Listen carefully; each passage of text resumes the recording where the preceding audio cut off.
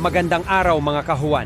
Sa bawat pag-ihip ng hangin, sa bawat kilos ng ulap, dala namin ang weather forecast na tutulong sa inyong pagpaplano sa susunod na mga araw. Maging ito'y para sa inyong mga lakad, trabaho o simpleng pahinga sa bahay, ang weather ni Juan ang inyong maaasahang gabay sa ulat ng panahon. At para naman sa ating 3-day weather outlook simula bukas, araw ng Biyernes, hanggang sa weekends, inaasahan natin na dito sa Metro Manila bukas ay patuloy na iiral itong hanging amihan at sa weekends naman ay possible na rin magkaroon ng mga localized thunderstorms. At dito naman sa may bahagi ng Baguio City, patuloy yung pag-iral ng hanging amihan hanggang sa araw ng Sabado na magdadala ng maulap na kalangitan na may hinang pag-ulan o pag-ambon.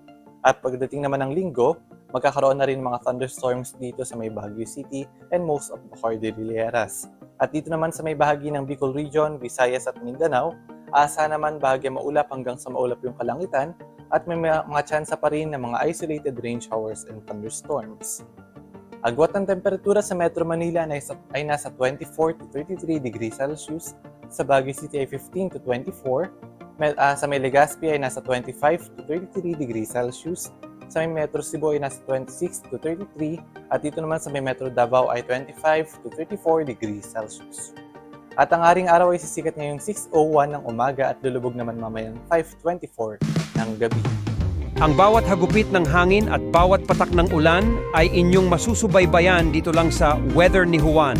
Siguruhing mag-subscribe at pindutin ang notification bell upang kayo ay palaging handa at well-informed sa bawat galaw ng panahon. Abangan ang susunod na weather forecast video.